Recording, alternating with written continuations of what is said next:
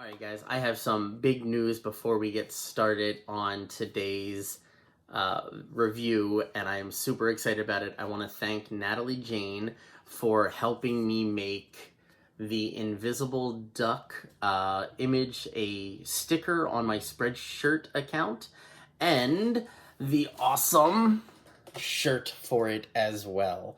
I am so happy about this. I think this is my new favorite shirt. So if randomly you see me smiling, it's because I catch the reflection of the shirt in the camera and it makes me happy all over again. This week we're going over Casablanca, right over there.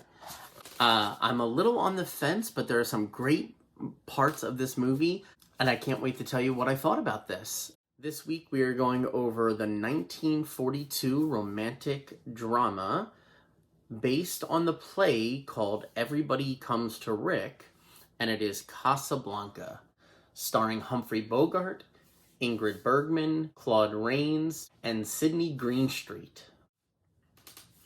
So right off the bat, I was really happy to keep seeing faces pop up from the Maltese Falcon, which we had just watched. It made me feel a little bit more connected to the movie because I knew I recognized some of these faces. And I definitely saw some similarities in, I guess, maybe the writing of the 1940s between the Maltese Falcon and Casablanca. But let me tell you about what is going on in this film. It is set in World War II and focuses on an American expatriate, Rick Blaine, who must pick between love and fighting the enemy. Rick owns Rick's Cafe American, which attracts every kind of clientele you can imagine, from officials to refugees to a pickpocket that keeps making his way around to everybody. Rick is neutral in all of this.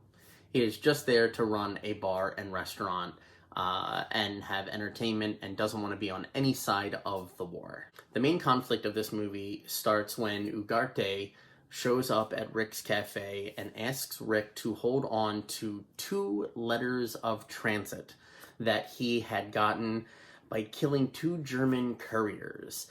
These letters of transit allow people to leave Casablanca to go to the United States, trying to seek refuge from the ongoing World War II.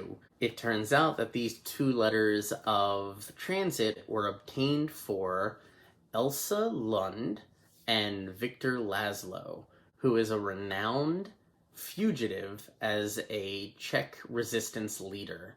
They need to escape to America to continue their work in hopes of defeating the Germans in World War II.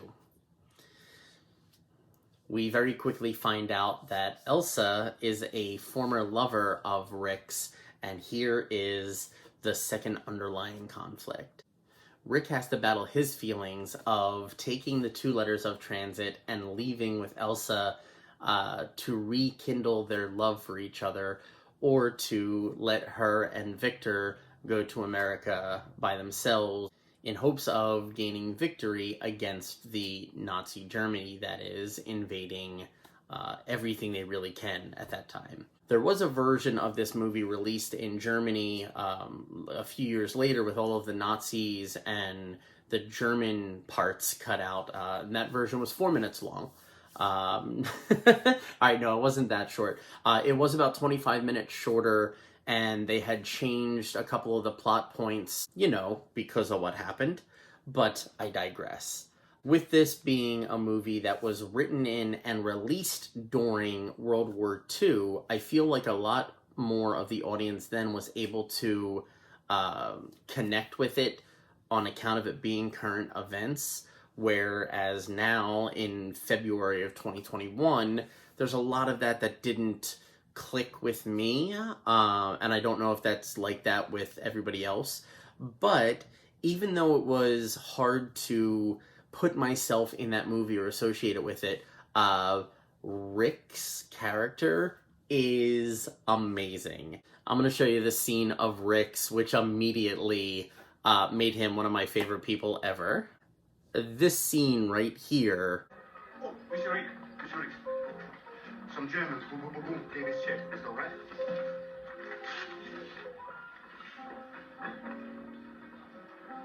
you last night? That's so long ago, I don't remember. Will I see you tonight? I never make plans that far ahead. I mean, how can you compete with a leading man like that? That guy lives literally in that moment, and you gotta respect that. This movie has a handful of twists and turns, so if you're looking for a movie to keep your interest with quick wit and a good plot, Casablanca, I think, lives up to the hype. Yeah, I'm gonna stand by that. Even though, like I said, I don't think I connect on it to a level that I maybe wish I had, I still really enjoyed the movie. And now we get to my favorite part. We get to scratch it off. All right. Now, I don't actually know what to expect behind this drink. Maybe the letters of transit. So let's find out.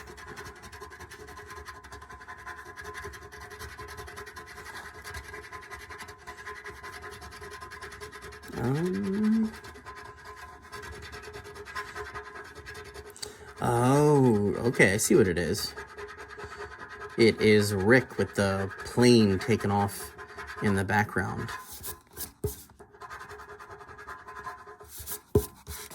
There we are. That is Casablanca from 1942. So that is Casablanca from 1942. Next week we'll be going over Double Indemnity? Sea Anemone? Indemnity? We're going to go over... go over this movie right there. Double Indemnity. And I'm going to figure out how to say that by next week, I'm hoping.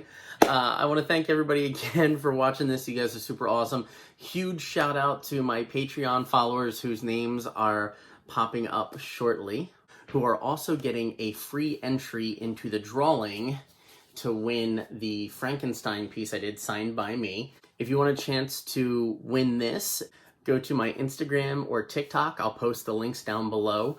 Make sure you're following me on the platform and tag somebody in the post of me announcing the drawing. And on Thursday, we will be doing a drawing and see who can win some stuff. Thank you again very much for all of you for checking this out. Until then, I will catch you next Tuesday. Later days.